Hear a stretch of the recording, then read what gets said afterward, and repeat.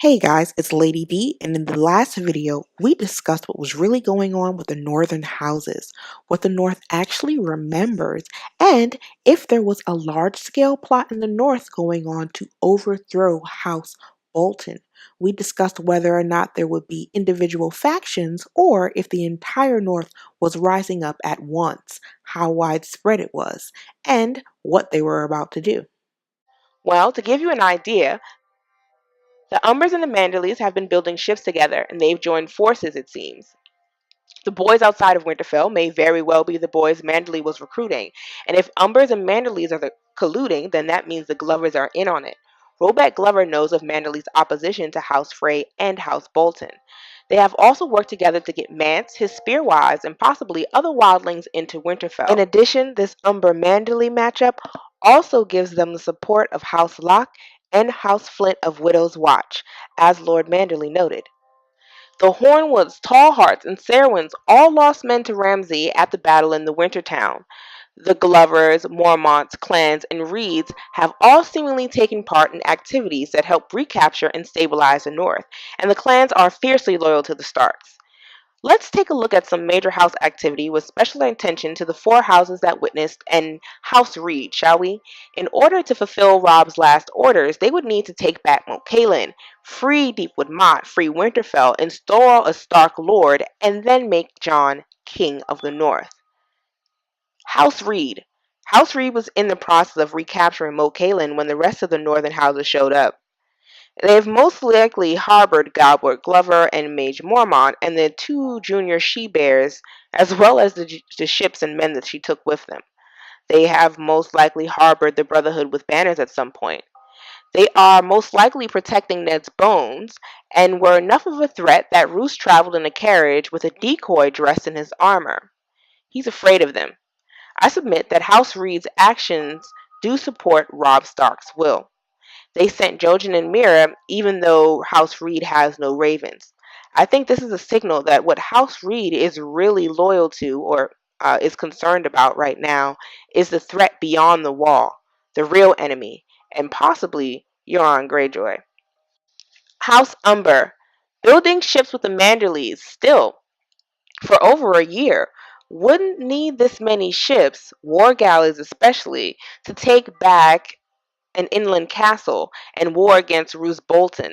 I submit they are gearing up for something else, a battle at sea, something that requires serious might at sea.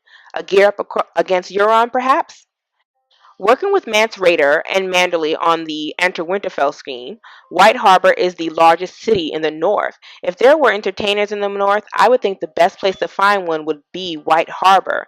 Obviously, not having a singer with him was done purposely. Additionally, Morse knew exactly where to pick up Faria and Theon. They're highly coordinated, using what seems to be Manderley's boys for the outside of Winterfell, the old men of Winter who are ready to die in assault inside Winterfell, numbering about 400. And do you think it's a stretch that these old men are not just from the Umber, but from the Manderley forces as well? Umber notes that there weren't enough men to pull in the harvest this year, and that most of it went to seed. 400 old men, I don't know, strong enough to fight, definitely seems like it's enough to bring in a harvest. In addition, they may be hiding a large group of men beyond the last river, and hopefully at Castle Serwyn, along with what may be the largest army from any house in the north, fully armed and ready to party, House Manderley. Remember, small folk from all over came to White Harbor, probably bringing tales of the battle in the Wintertown and the lies of House Bolton. They have no intention of fighting each other, yet both sides of this house supposedly are inside and outside of Winterfell, essentially in one place. Should it come to a breach of the walls or a fight inside or outside of Winterfell, would the Umbers inside be expected to sit it out?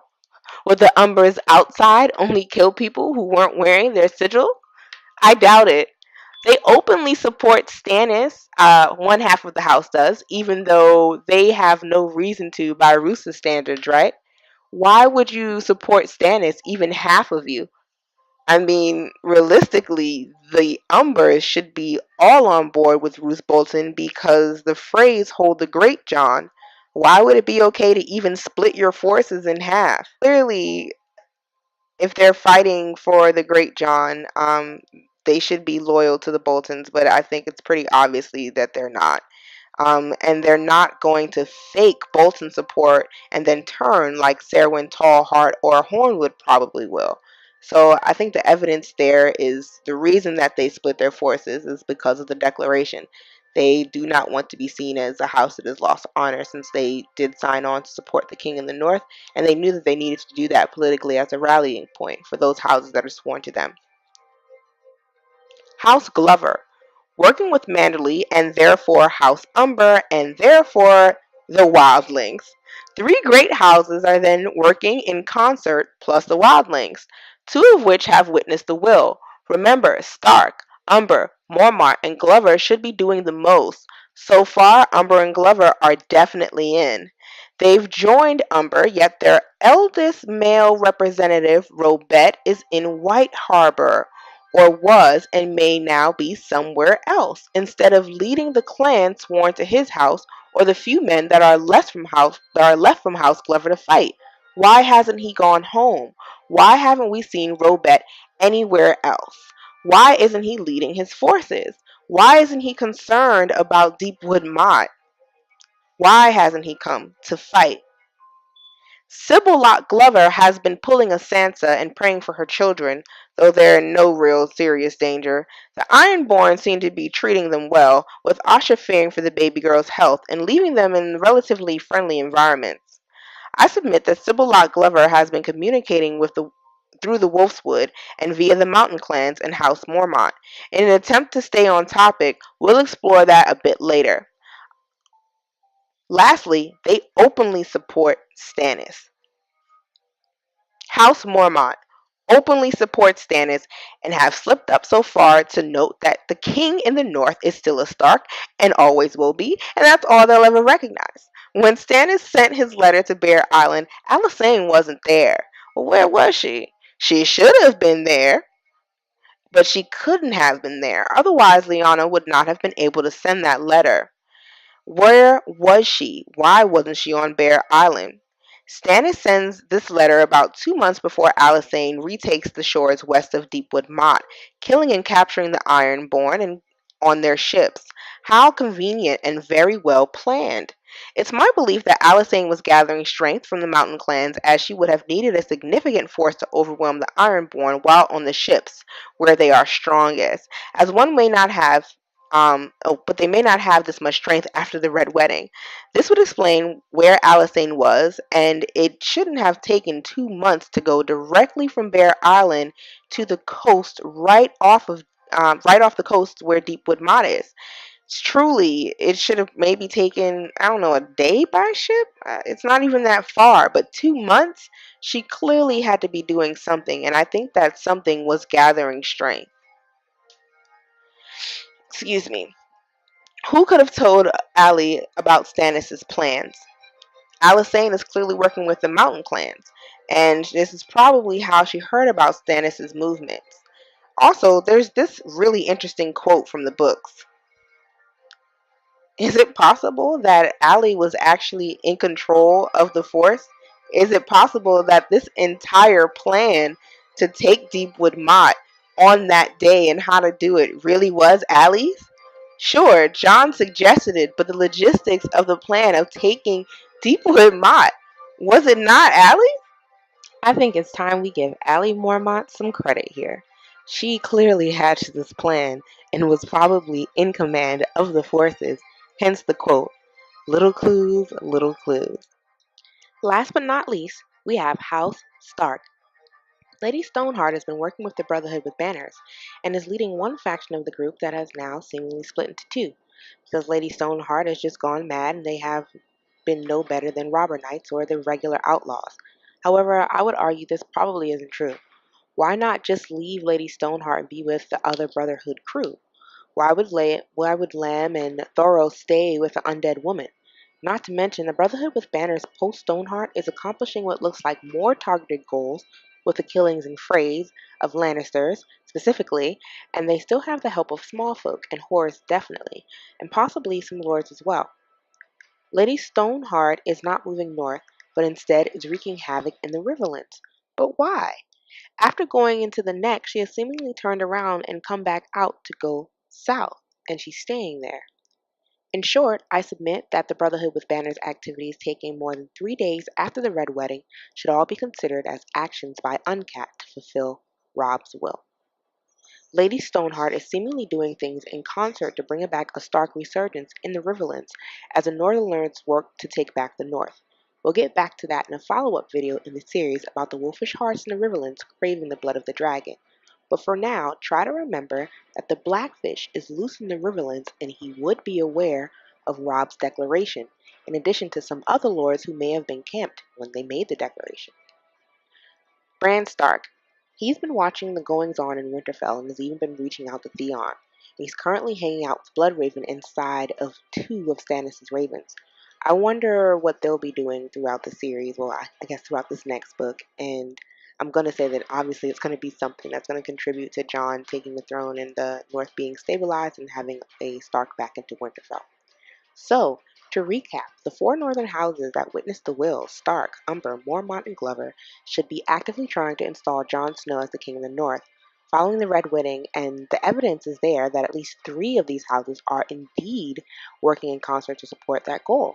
We also went over the secondary houses' assumed loyalties versus their actual actions and drew conclusions on where their loyalties probably lie. A Stark resurgence in, I believe, 3 steps is coming. They want to take back and stabilize the North by taking Winterfell, install a Stark in Winterfell, and install Jon as King of the North.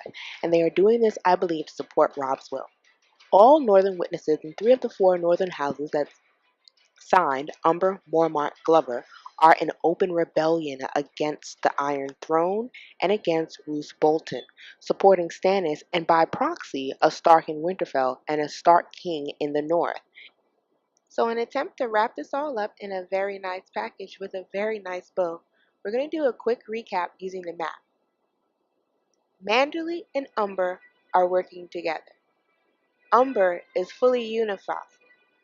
Manderley has possibly sent troops to Umber, and Umber and Manderley's actual troops, the ones that aren't little boys that they got from the streets of White Harbor, are hidden somewhere up the White Knife or possibly at Castle Serwyn, because it's only a half a day's ride from Winterfell. Okay, the Flints of Widow's Watch and the Locks are going to take their lead from Lord Manderley, which means that the Flints, the Manderleys, and the Locks are in with the Umbers. On the other side of this, we have House Glover. House Glover, we know, is in with House Manderley. And if House Glover is in with House Manderley, then House Glover has to also be in with House Umber because they know all of Manderley's plans. In addition, there appears to be some collusion between Mormont, Flints of the Mountains, the Wool, the Nori, and the Little. Those mountain clans had to come together in order to figure out how to take Deepwood Motte. And it seems that they created a 2-pronged plan led by Alysanne Mormont, where she struck the strand first, and they went on and took Deepwood Motte. It was a simultaneous attack, well planned, and it wouldn't have been able to go off without a hit without the Mormonts, the Flints, and the rest of the mountain clans. I believe the glue here in between the Mormont, Wool, Nori, Little, and Flint faction and the Manderley, Umber, Flint, and Locke faction is the Glover and the Flints. I believe the familiar relation between the Flints of Widow's Watch and the Flints of the Mountains isn't something to be thrown away, and I do believe that all of the clans, honestly and truly, are probably very loyal to the Starks. We know for a fact that House Glover, with Sybil Glover being a Locke, her maiden name being a Locke, I would think that her familiar ties also have a hand in the Glovers working with Mormont, Wool, Nori, Little, and House Flint. The Tallheart, Serwyn, and the Hornwoods, obviously, these 3 houses are too small to fight back, but what they have been doing is sending forces to Stannis as well as keeping forces to go with Roose. The survivors of that battle in the Wintertown are now in both camps, and you best believe that any drunken man-jack, as Stannis would say, would be telling the story of what actually happened outside of Winterfell. Additionally, House Dustin, Stout, and Reeswell really need to be watched. Barbery Dustin is not here for that trash with Ramsay. Barbery Dustin is not here for that trash with Ramsay. And House Riswell, as quarrelsome as they seem to be exhibiting some behaviors that would sort of, I don't know, shore up a belief in the fact that Stannis does have feelers out in the castle. We see the Riswells sitting down and talking to people who they shouldn't be speaking to. We see the Riswells walking around and hugging up with Mance's spear wives. We see the Riswells throwing any suspicion of actual murder happening at Winterfell away. Not just the fact that Theon did it, but murders.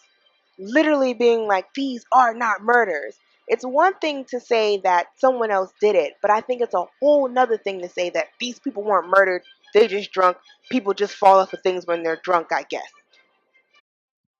So in short, when we look at the map again, we see it's a lot more black this time.